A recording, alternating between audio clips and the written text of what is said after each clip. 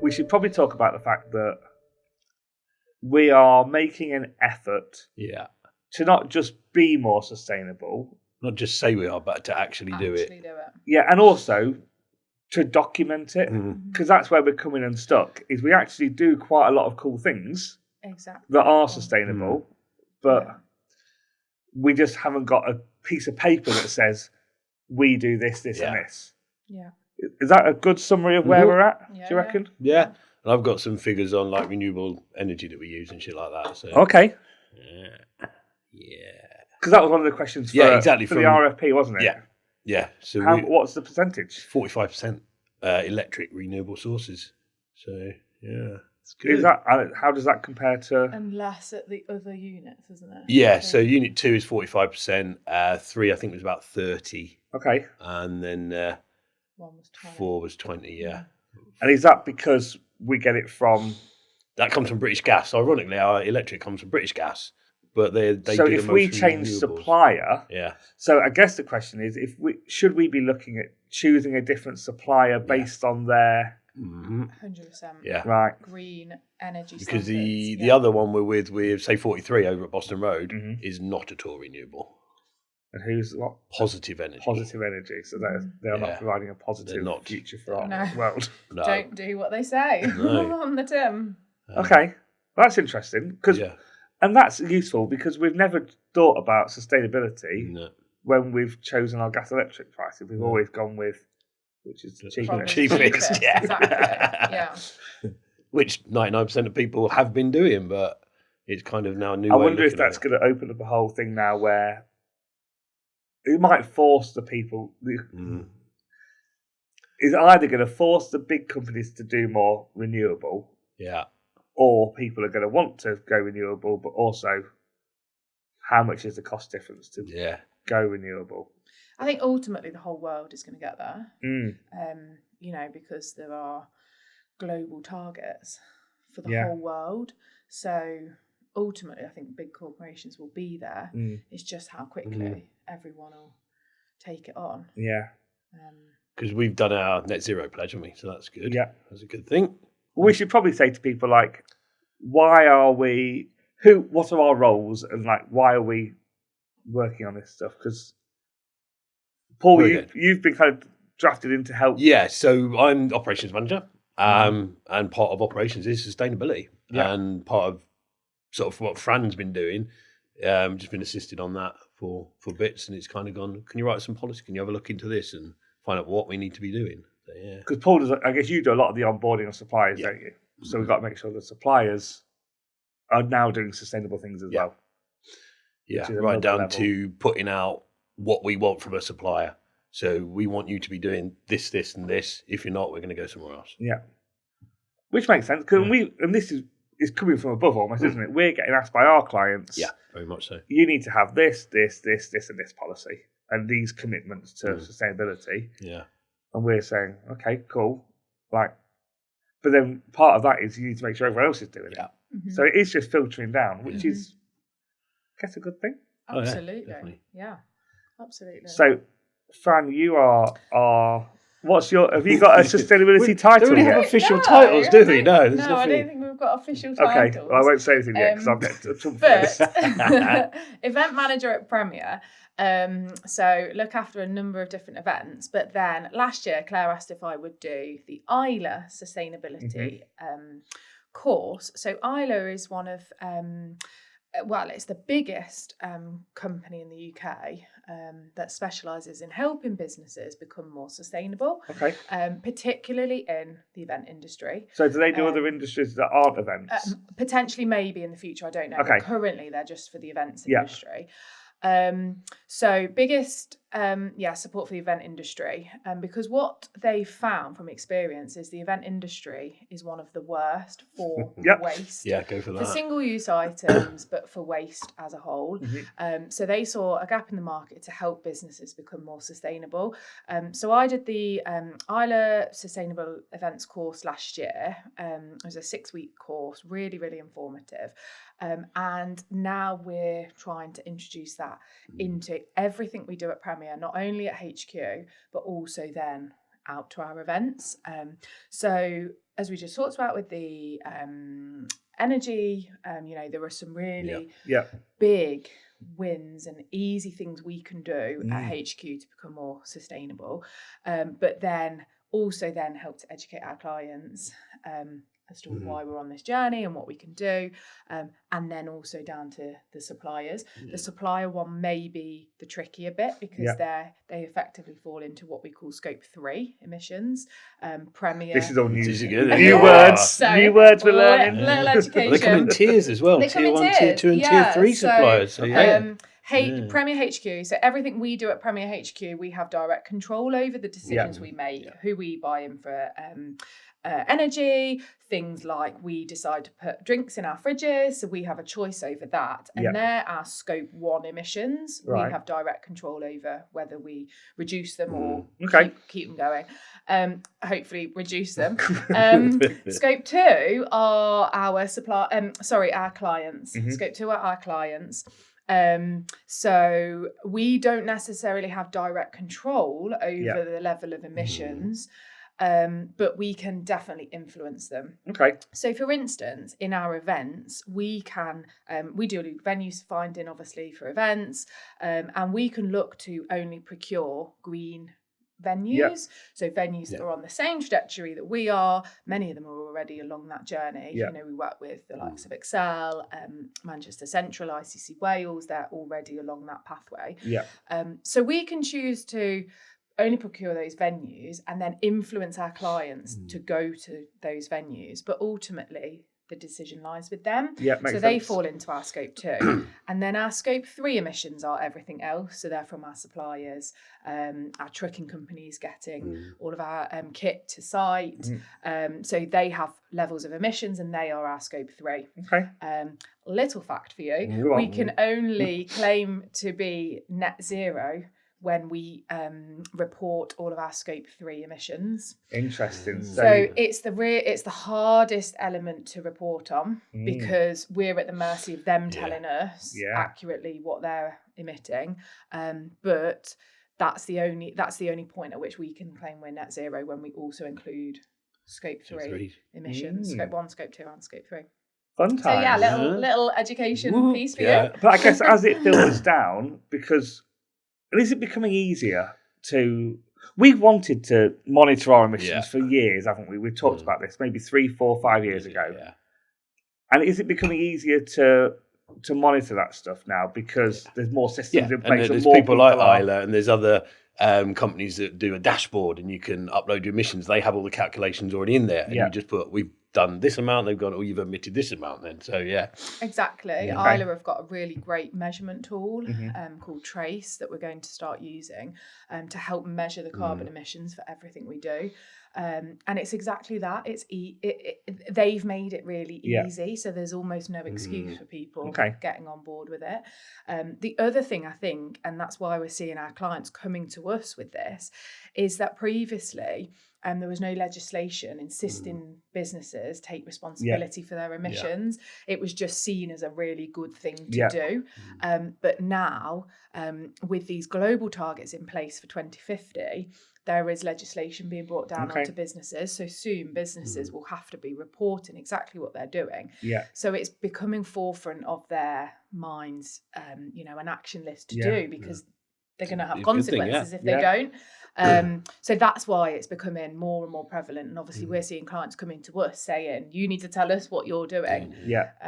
More than we did before. And we've had venues reach out to us to say, we really want to carry on working with you, but you've got to be you need to be telling us you're doing this, this and this. And just replying on an email to say, yeah, we are. Doesn't wash anymore. Exactly. Like we have to document everything. Because I think that's where we've not come unstuck, but that's where we're at. We've been doing lots of good things, like carpet, for example, is... We changed the supplier on that. We've now got ones that actually get recycled and taken away. Do we buy recycled carpet and then it goes off to be recycled again? Is that the deal? No, so we buy a type of carpet that can be recycled, that doesn't have like the rubber backing on.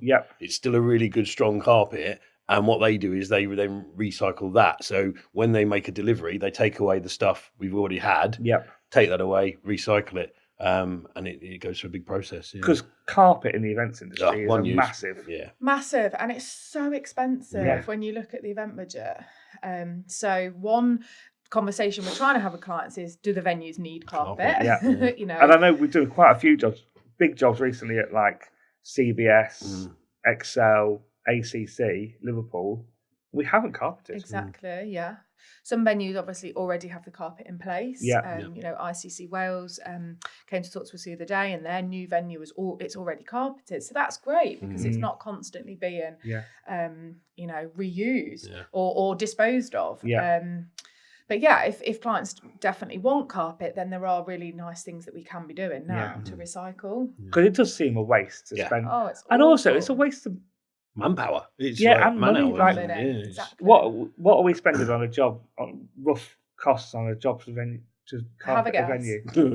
10, 15 grand a job. 30k. 30k. And I guess it all depends on how many halls you've got and how the size of the job. Yeah, but for some of the biggest events we're doing, potentially up to 30k on carpet. It's crazy when budgets are so tight. You know. You could get a lot for 30 grand. You could get a lot. You could get a lot of lights. You could get a lot of entertainment. Exactly. You could get a lot of anything. Or you could just save it. I guess if you're client, you either save it, or you could even say, I don't know how many would do this, but I was going to spend 30 grand on carpet. Actually, I'm going to give 30 grand to X charity. Exactly. And I wonder how many delegates would actually notice it under their feet. You know, some clients might say, "Do you know what? It is a deal breaker. We've got to have it." But others might not. But then you get other delegates that go, "Oh, great! There's no carpet. There's no, you know, extra expense. There's no extra wastage." Exactly. One of the things as well, I think, is just helping with that narrative as to why things are now being done in certain ways. You know, we used to use single-use plastic bottles at events, but now explaining to delegates that the reason we've got water coolers with you know, paper cups, or asking delegates to bring their own refillable bottles, explaining that narrative to them, they're a lot more understanding, you know, whereas just doing it, they might think, oh, where's that water? We've always had that in that way before. And so many people now do carry a bottle. A bottle. It's just mindset. You look back, say, even 5 years ago, people didn't carry water bottles around with them. And now literally everyone. Well, remember when they brought in the no plastic bags at supermarkets? Everyone thought the world had ended. And now it's like it's just second nature, isn't it? Even pre-COVID, we used to take those big plastic bottles of water and a pump on the top, rechargeable pumps always used to run out, for people to fill their own bottles up. But now the venues where we used to take those massive bottles with the pump, those venues have got water towers in already, which is really good. So what else are we doing as a squad, as a business? So wood. Now wood shop is getting bigger and bigger. We've had to look at better ways of recycling and reusing. So when we have stuff come back off expos, if it is getting binned off, we need to decide, is it getting recycled? Is it going to, so we've got a charity down in Leicester that comes out and says, oh, we can reuse that for something else. Can we have it? Yeah, absolutely. So we just put it all comes back, we put it to one side, readers come and take what they want. It'll get repurposed. I send them a few photos and say, right, any use to you? And they go, oh, that looks great. We can use that as a shelf system somewhere, or we can do other stuff with it. If it is unusable, then it goes off for wood recycling. So we've changed supplier on our skips that do wood recycling, because the old one didn't. So we've now moved to someone who does. Nice. And is that a separate skip for wood? Or yes, separate skip, And they'll take all the wood, and then they have like a sorting machine. So it goes through a process of where I've not obviously seen the process, but it said it goes through like a machine that takes out all the nails and that sort of stuff, big magnets, and it'll just sort it that way. So it doesn't get contaminated once it's in there. So we can put it in with the staples in from the set panel, say, and it extracts them and gets rid of them. It's really good. Yeah. And it'll sort it. So really it's a case of us documenting all of this stuff to tell people.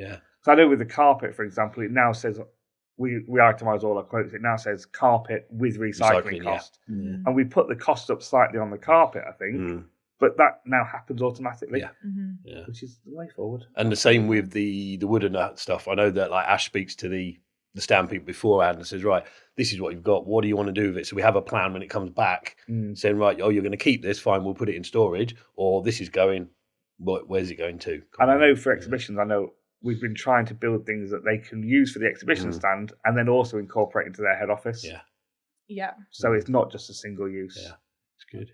That's really key with everything we do for events, is thinking about the output at the end. Yeah, the future use, isn't it? Future use and the waste that's going to be left at the end, and almost designing the event, the exhibition stand, per the recyclable, the waste left at the end, so that we're not left with huge amounts of stuff that we're chucking in the bin. Yeah, exactly. One thing that we are looking to do is potentially on some of the artwork not include dates. Right, so that, we produce help desk backdrops every year for events, but they're dated. Yeah. So the minute the event's over, we can't use it for the next one. Yeah, makes sense. So, some of the big brands we work with, their logo is not changing from year to year. Yeah.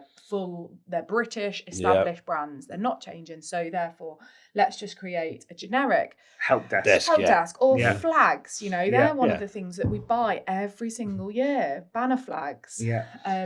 And, if we were sort of slightly design them in a different way, we might be able to reuse them every year, because every year we have a bag drop, we have a cloakroom, we have a registration area, we have a help desk area. Yeah. So little things like that will mean that we can reuse them from year to year. Yeah, exactly. And if we can't reuse them, are they recyclable materials that we get them out of? Yes. So particularly with anything paper we produce, like the lanyards, they're all made out of the recyclable. We order RPT, recyclable plastic lanyards, and all of the paper's recyclable, although we have to shred it for GDPR. Yeah, absolutely, But we can shred it and it can go off to wherever. Yeah. Exactly. And I think the help desk Francesca was saying that our help desk design has now changed as well. So we used to use those magnetic, the banners that pull out like that and you magnet stuff on.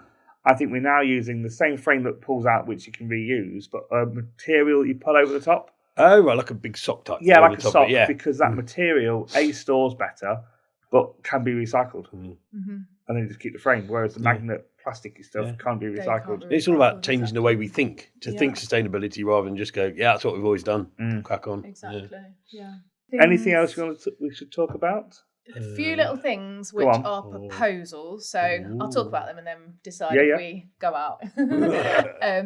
But obviously Premier offer fantastic building for us to work in, HQ, lots of different perks for us. But a few little things that we could have huge wins at HQ would be the drinks fridges that we provide.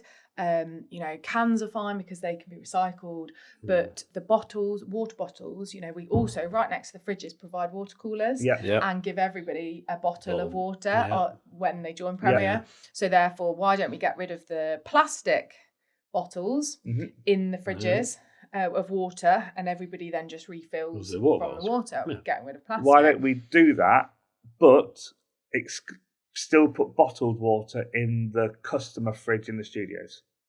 Yeah. And we can do that from now. Yeah. Cool. Do that. Yeah. Similarly, when we go to events, we take a pallet of bottled water, don't we? So there's huge emissions because of the weight of that getting to events.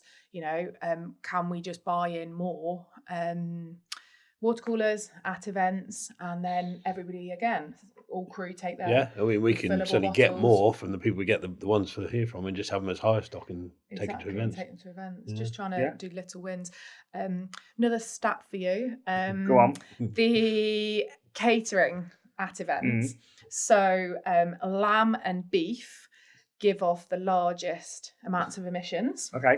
So cows in general, very large emissions. Cows and sheep. Yeah. So the way they are reared and the way they are farmed, and then the way their meat is then turned into meat for supermarkets and then catered for events.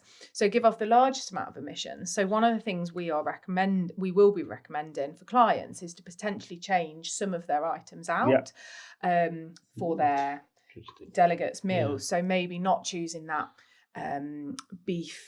shin of beef, roast beef Wellington always beef, comes down, but having a chicken meal or a fish dish potentially. also trying to get away from, we don't do a huge amount of these, but getting away from the buffet platters, the shared platters, because there is over 50% of buffets are wasted. Because it's just a huge amount of food provided and people just don't eat it all. So is it better to do a box that you have 500 people at the event, they all get a box each? A box for a lunch or a plated meal for dinner. And then swapping out a couple of those items to be chicken or fish, as I mentioned, or, definitely seasonal food, locally sourced, so that we're not flying in avocados from South America for an event in December. We're choosing food items that are local to the venue and seasonal. So we're suggesting that for events, but obviously at HQ we do Foodie Friday once a month. Every other week? Every other week. So potentially suggesting that one a month is vegetarian. I wonder what was coming then. I was like, I don't think... My initial thing says, as a company, we can not enforce that, but we can certainly suggest. We can certainly advise that people think about it. That feels... Great thought. Yeah. Because what you don't want to do is turn a company perk into a challenge. No, exactly. But I think with everything, it's just education. Education is key as to why we're making these suggestions. We're absolutely not telling everybody to become plant-based at all, because being plant-based has its own issues, farming avocados, farming all the fruits and vegetables. But it's just thinking about... So what I'm hearing here is I'm still allowed KFC. Absolutely. Still allowed your KFC. Yeah. But I'm not allowed... not once a week. Not allowed beef noodle thing. Beef noodles you can't have, no. You can have your katsu curry still. Yeah, still have your katsu curry. Lamb curry. Yeah, okay. Good to know. But back to the drinks thing, the drinks fridge. Yeah. Let's just roll that out. Like, done. Do it. It doesn't need to be... Great. Go to any sort of approval. Just run down what we've got. Yeah, cool. And the water coolers, how would that... Because if you go to Excel, for example... They've got Excel already, It's when we go to places like Birmingham Met, that kind of place, they probably haven't got... I've not been to site for a year or so, a couple of years. But the hotels that haven't got it, can we get a water cooler? Yeah, we can just get some in a flight case. Yeah. Yeah. Because the drama would be transporting it around. But remembering to bring it back as well. But maybe if we can find a flight case solution. Yeah. Or it's part of event management's, a list of things to ask them and to book in with the venue as part of our venue search. Can you provide water coolers for staff? Yeah. Because they provide drinks as part of crew catering. So can we just have an extra water station? Water available and not bottled? Because all Premier people do get a water bottle when they join. When you start, I have thought about, and I haven't looked at the cost of this. Okay. How many of the water bottles have we got left? 0. I gave the last 2 out this week. So really? Yeah. Right. Well, let's look at maybe an alternative, improving those. Yes. Like a nice Yeti one or something. Because I think if there's a nice Yeti one, that's Premier Yeti bad. No, I'm happy. I find the Premier ones so heavy that I always drop them and dent them, and then they don't stand up. But then we've had them for 4 years, so water bottles have come on in the... Pre-COVID, we must have ordered, I don't know, 500 or something. Yeah, there was a lot. Fine, well, let's go for a new... Yeah. I've got a KFC branded Yeti bottle, which is really nice. Okay. Sounds great. Yeah, literally the new starters this week. I went in the box. I was like, last 2. Right, there we go. Yeah. So well, let's get some costs then, because we've booked. In fact, management all of the KFC ones. Okay. So let's get a cost on those. Fine. Sounds I good. bet you can get some Premier Red. Yeah. If we make it really nice, people will want to use it. Little interesting fact for you. Go on. Sustainability actually isn't just climate change. Go on. So, according to the United Nations, there are 17. This was a good course you did, wasn't it? You got all the knowledge. This is off of knowledge I've learned since doing my research. Go on. I got really into that. So there were actually 17 sustainability goals according to the United Nations. So it covers all sorts. It covers a range of things, and it's to ensure that everybody in the world has access to fresh water, fresh health, good healthcare. No poverty across the world, education for all, housing. Countries have great economic growth. It's a huge range of things. Okay. So when we talk about, ordering from a sustainable supplier, we're not just talking about ordering from a supplier that's got low carbon emissions. It's actually ensuring that they look after their staff. There's no my mind's just gone back. There's no what are the policies you've just done? No, the ethical one. The ethics, the so human rights. That's it. Yeah. So they're ethically sound. Yeah. Okay. There's no child labour. Yes, we've had to do a policy on that, haven't we? Yeah. Exactly. And this all comes under the brand of sustainability. Yeah.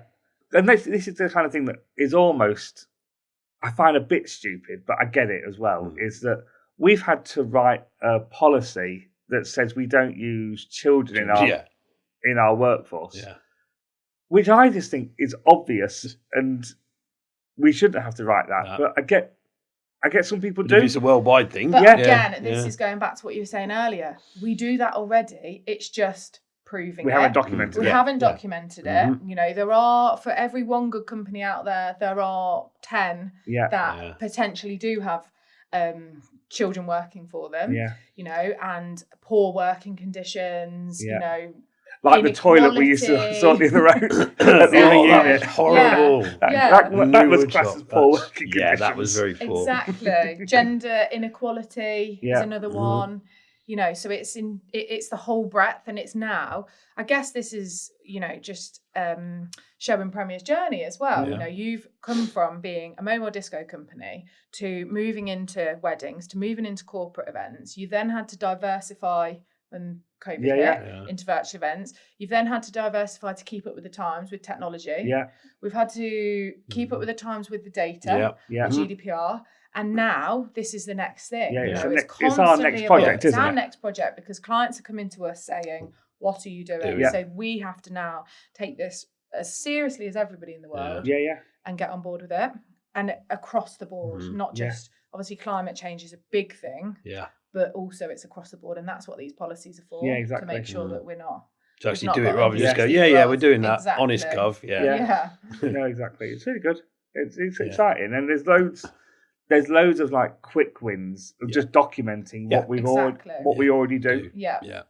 And Copilot and ChatGPT are really useful for creating those documents as well. We can't just say write me this, but we can say we're doing this, and just ask it things as well. Exactly. I guess the hardest bit is then being accountable to actually do those things, because we're now putting out into the world that we're doing these things. So we now need to do these things. Yeah, exactly. And that's where we come in. Absolutely. Sustainability Squad. Yes. Is that what we call it now, is it? I don't know. Right, I love it. I've got in trouble before for making up job titles. And then I've walked away and got told, you've done what? So you've potentially, what? Potentially provisionally called the Sustainability Squad. There you go. But who knows if that's... Subject to confirmation. By basically the people like Claire, Frank and John. Cool. That was a good chat. Is there anything else you want to talk about? Do you want to touch on EV chargers at all? Yeah. Because I'm just trying to think how many EVs we've got now. Mine, yours, John's. Claire's is a hybrid. Laura, Amy, proper full-on EVs. Yeah. Have we got any other EVs? Is it 5. Pedro? Pedro 6. So that's 6 full EVs. And then Claire's hybrid. Grego's hybrid. Yeah. So that's 7 electrically. 14. So we're basically 14. Third of the workforce? Yeah, almost. 25%? Pushing that. But yeah, so if we call it 10, 20. we're on 40. Yeah, 20%. Yeah, 20%.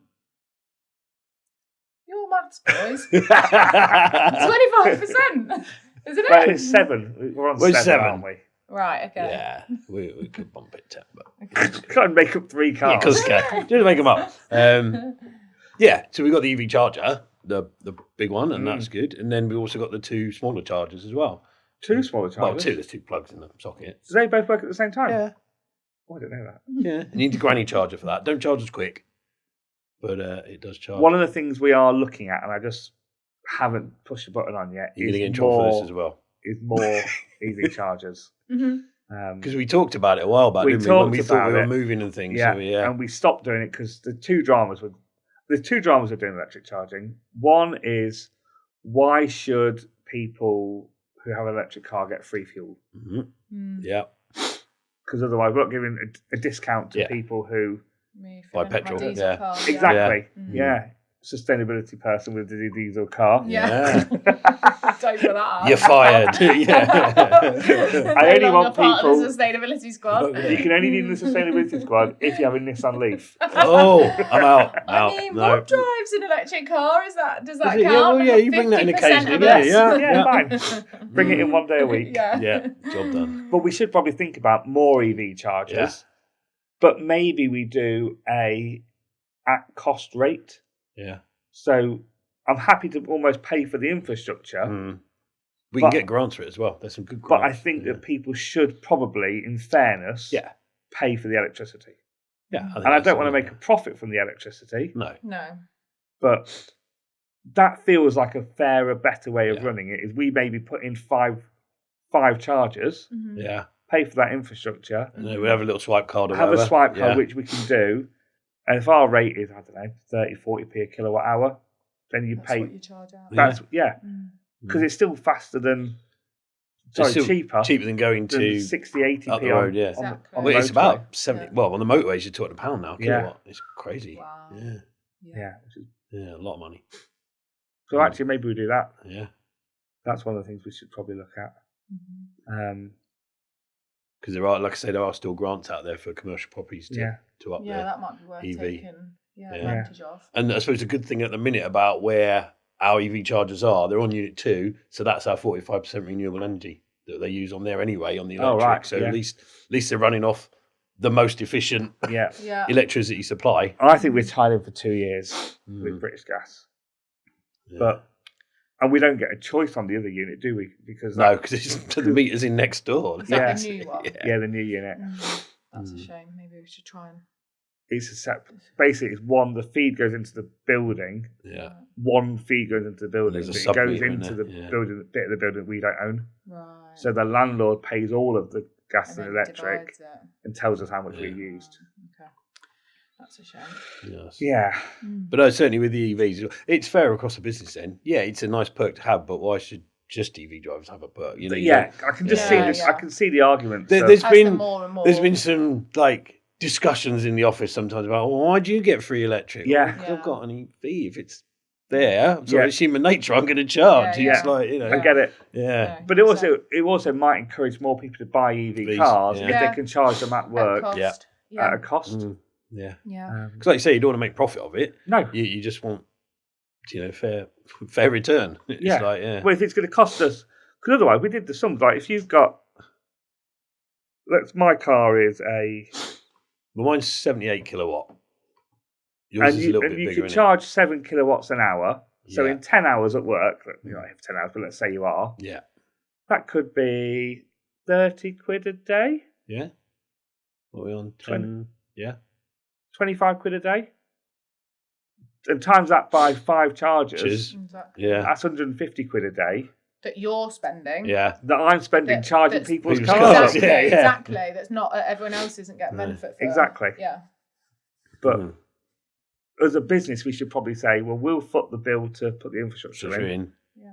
And then people can just great. Not many places do. No. That, so. And that's another perk of, it's about making perks of why people want to part of being a premier person. Yeah, exactly. The other thing to mention is the Vito. Obviously, we've got a nice new fully branded Vito Crew van. So now we're just encouraging more and more people to use that to get to events. And again, that was mindset. Everyone's like, I just want to take my car and claim for it. Well, this is why we've got this. I think once, and they were like, I don't know how to drive it. I've got a fix for that. I'll take you out driver training. So we went out, did a bit of familiarisation training, and there's lots of people that can drive it. Sometimes it doesn't work, but on the whole, if it can save 6 train fares. Yeah, if we're doing like Excel or something, cars, and like all the production the are going, it it's yeah. It is really, exactly. it's really good. Yeah. And also, when the EV batteries get better, we'll get an EV veto. Yeah. The drama at the minute is an EV veto. It's like 112 We'll get to Northampton miles. or something. That'd be a bit. Yeah, just not. The Yeah. range isn't quite there. Yeah. In the same way for the vans, if we can't get to London and back, it's not worth. It's not worth us getting an EV van yet. No. If we did lots of local deliveries, we'd have them. Because we get like the DPD vans. The one that comes here, he's EV, he's electric, but he's stop-start, multi-drop, local area. So it works. It's coming. Yeah. The other thing I just thought of was bringing Premier Woodshop closer.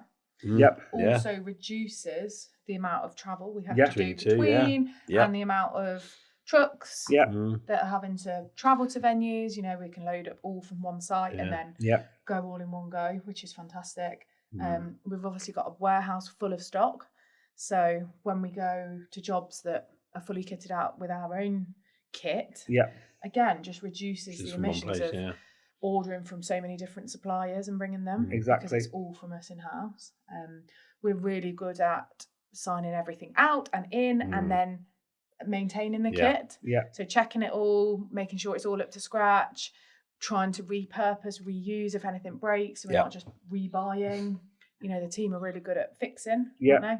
Yeah, we do. They do. We repair a lot of things. So much. So that's fantastic. We're just not throwing it away at the first drop of a hat. Yeah. And because we've now signed up to another 5-year lease here, we should probably do some revised sums on solar panels. Yeah. Like, how many solar panels would we need to run this place? Or how many can get on the roof? What does that cost? And then what's the payback on that at the current rates we're paying? Can I put them over where the leaks are? Well, that's what I was thinking as well, It just slides off the top. And there are a couple of holes. So if we can put a solar panel, that's like an extra layer for the roof. Yeah. So we get solar energy and we don't leak anymore. Yeah, it's basically a free new roof. EM will be very happy that we don't get wet anymore in our offices. But there's also grant schemes for solar panels. Yeah. We need to check if it's for commercial. But I'm sure there is. We should look at that. That should be a project for. Is it worth looking at our heating systems we've got? Because we work on different parts, like obviously Unit 4 upstairs in Creative, they've only got aircon units and a little panel heater in the corridor, whereas in the top of 2, we've all got radiators. So maybe looking at something on that. That's a legacy of this was buildings, 3 separate buildings. Yeah. It's one of the drama is, if we own the building, we would spend a fortune on it, and it would be EPC A. Yeah. Drama is we don't, and any money we spend on it, we're not getting back. And actually, it costs us double the amount because the landlord would then say, "Well, this building's now brilliant. Your rent's gone up." In the same way, we now charge way more rent than we were the first time we signed because it's more. This is a more premium space to rent because of all the work we shot ourselves in the foot, made it nicer, and got to pay more money. Can we buy it from him? They're not. No, I've asked. It's part of an investment pension, portfolio, isn't it? Pension fund own it. Pension fund own the whole estate. Right. But this is why I wanted to buy a building instead of stay here for another 5 years. Yeah. Then you could have made it amazing. Yeah. But at least now we're here, we can do some bits to improve it again. Yeah. I think all the toilets need redoing. Yeah. Yeah, one's currently blocked. Yeah, it's on my to-do list. Yes. I didn't know that. Yeah. But I think we need to get, in the same way the toilets down here are nice, we should get all the toilets upstairs to that standard. Yeah, we should do that. Now we know we're staying. I'm just saying this out loud. I probably should write it down for you afterwards. But this is things I've been thinking about. Like we should just do. Yeah. But obviously we'll recycle all of the old toilets for sustainability purposes. Great to just add that in. Yeah. Anything else? Are we good? No, we're good. I guess. We're gonna sort of evaluate where we're at. Yeah. Document where we're at, and then work out a plan. Yeah. You know, we're gonna look to join Isla from the new year. Yeah. And they will be a huge support in supporting us through our journey, regular check-ins, lots of templates to help use. They can offer us some staff training to get everybody on board. We could maybe offer some at the company meeting, do a little spiel. I think we should. I think company meeting needs to be less me on stage talking about what's going on, and I want to involve lots of people to say, right, you've got half an hour, 45 minutes on sustainability, go. Paul and Laura got ISO, go. Just download information to everyone that make it a really useful day. I'm not sure we'll do that whole working in a team bit that we normally do. Because that sometimes can feel a bit of a... It's fine. We don't know what we're doing, do we? Yeah, it's great for some teams, but not for other teams. Just sort of sit there, And we've got a load of stuff that's happened this year. Like, if you think about where we were at the start of the year to where we are now, like, so much has changed. It's a great time to get info across to the whole team because everybody is there. Yeah. It's good.